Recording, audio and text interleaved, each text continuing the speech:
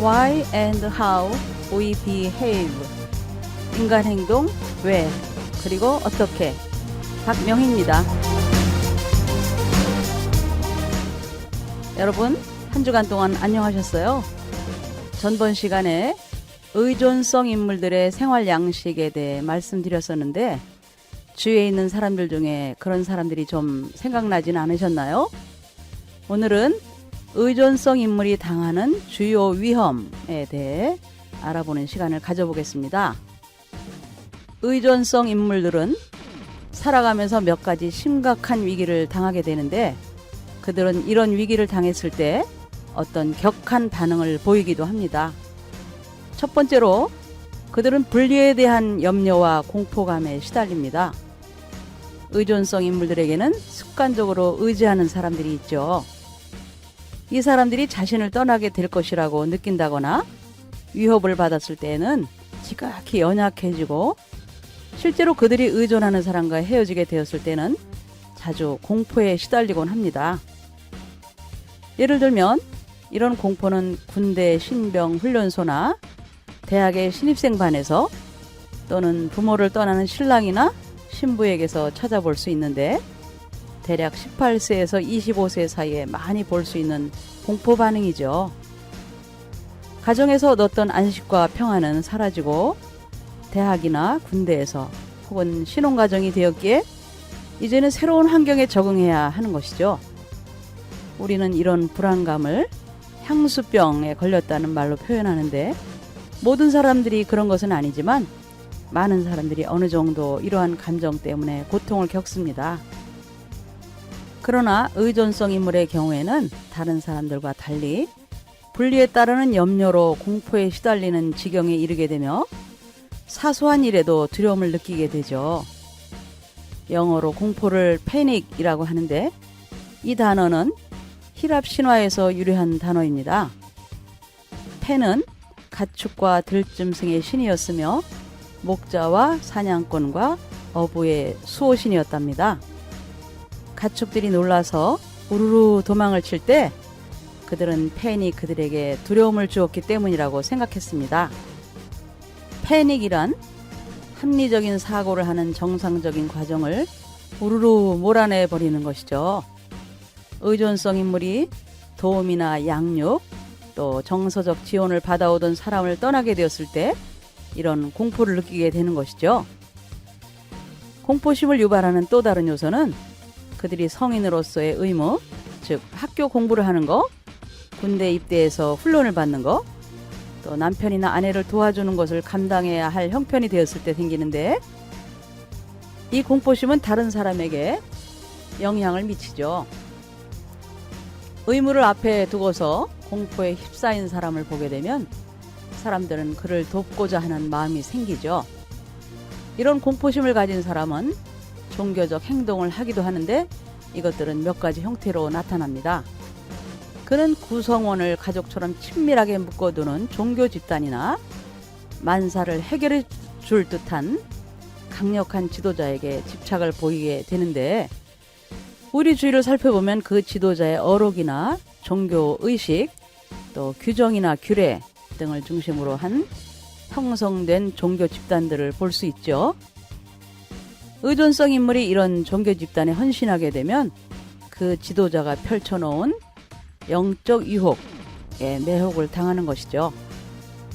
지도자를 추종하는 수많은 사람들의 집단적 사고가 의존성 인물에게 의존심을 더욱 부추기고, 반대로 책임감은 감소시키죠. 의존성 인물은 그의 영적인 안일함 때문에 자신이 당당히 누릴 수 있는 자유를 포기하고 자유로부터의 탈출을 하게 돼서 스스로 종교적 포로가 되는 것입니다.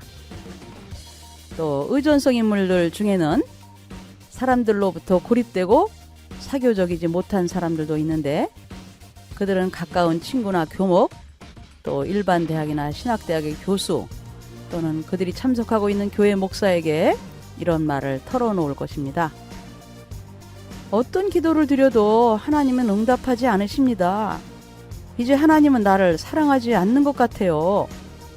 또 제가 집을 떠난 것이 하나님의 뜻에 어긋난 것이 아니었나 모르겠습니다.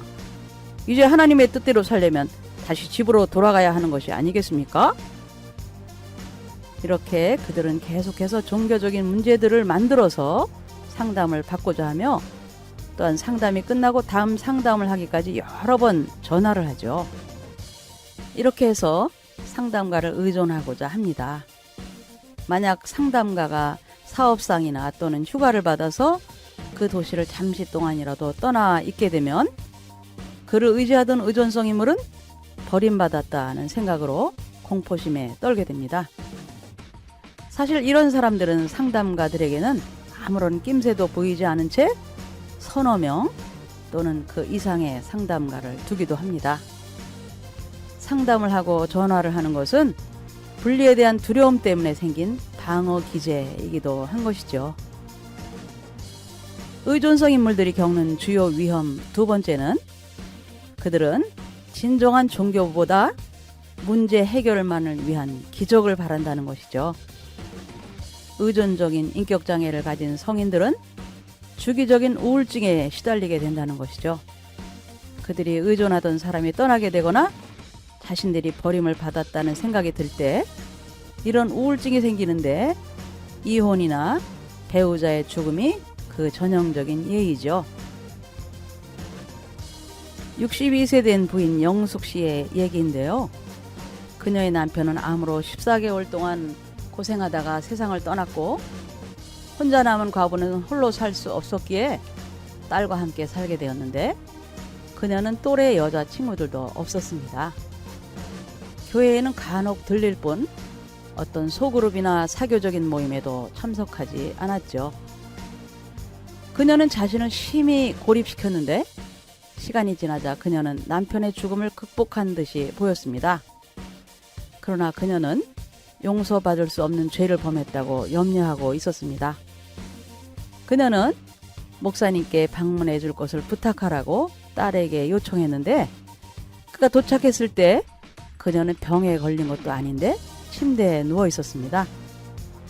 그녀는 자신이 범한 용서받지 못할 죄를 목사에게 고백했습니다. 그녀는 또 성경 공부라고는 도무지 하지 않았고 텔레비전 방송에서 설교를 듣고 자신의 감정만으로 용서받지 못할 죄가 무엇이라고 단정을 내렸습니다. 목사님은 성경을 펴서 죄사함에 대한 확신을 주는 구절들을 자세히 가르쳐 줬지만 아무런 도움도 되지 못했죠. 그녀는 자신이 범한 죄를 하나님께서 용서하지 않으시고 벌할 것이라는 생각에 공포를 느낀다고 목사에게 같은 말을 계속했습니다. 그녀는 목사님이 이런 공포를 몰아내도록 성경 구절을 읽어주길 바랐는데 이러한 태도는 진정한 믿음도 아니고 주문을 읽는 것과 다를 바가 없었습니다. 그 목사님은 요한일서 3장 19절에서 20절을 암송했는데 이로써 우리가 진리에 속한 줄을 알고 또 우리 마음을 주 앞에서 굳세게 하리로다. 우리 마음이 혹 우리를 책망할 일이 있거든 하물며 우리 마음보다 크시고 모든 것을 아시는 하나님일까 보냐는 말씀이었습니다. 목사님은 아무 근거도 없는 두려움에서 그녀가 해방되도록 기도했습니다. 목사님은 그 집을 떠나기 전에 딸과 대화를 나누었는데 그녀는 어머니를 어떻게 도와야 할지 아무것도 몰랐습니다. 그녀는 지난주에 5명의 목사님이 어머니를 방문했다고 했습니다. 어느 누구도 그녀의 우울증을 치료하는 데 도움이 되지 못한 거죠. 그 딸은 돌아가신 아버지가 어머니의 손과 발이 되어서 무엇이든지 원하는 대로 다 해드렸고 아이들이 큰 다음에는 아버지가 하시던 역할을 그들이 대신하게 되었다고 했습니다. 하지만 그 어머니의 육체는 건강했습니다. 그녀를 돌볼 사람이 없어지게 되자 우울증에 빠지게 됐고 우울증을 치료하기 위해 정신과 의사의 치료를 받기 원했습니다. 그러나 종교적 주문을 요구한 것은 그 한 가지 표현이었던 것이었죠. 그녀는 그리스도인들은 서로 성숙한 교제를 하는 가운데 다른 사람의 짐을 같이 나누어줘야 함을 알지 못했습니다. 그녀는 다른 사람을 의존하는 데 중독되어 있었고 자신은 즉각적인 문제 해결을 받아 될 수 있는 대로 자신의 의무를 줄이려고 했던 것이죠.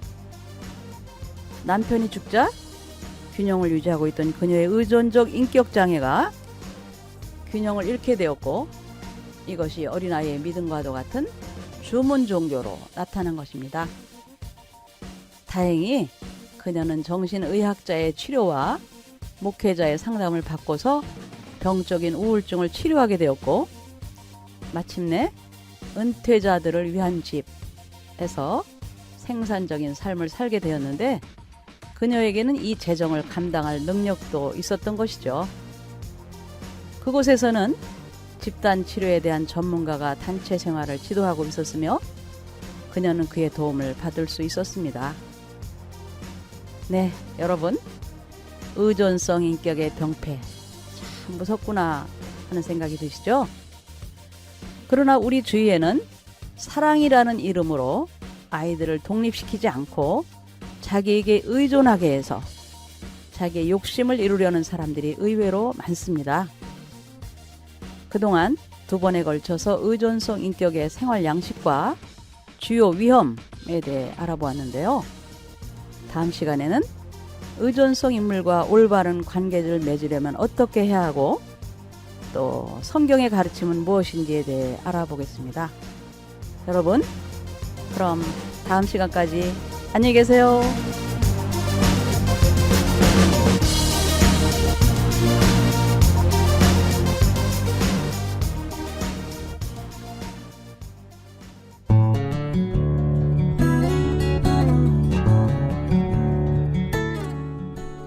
온 땅에 퍼지는 하늘의 향기 KCN. 지금 여러분은 인터넷 라디오 KCN을 듣고 계십니다.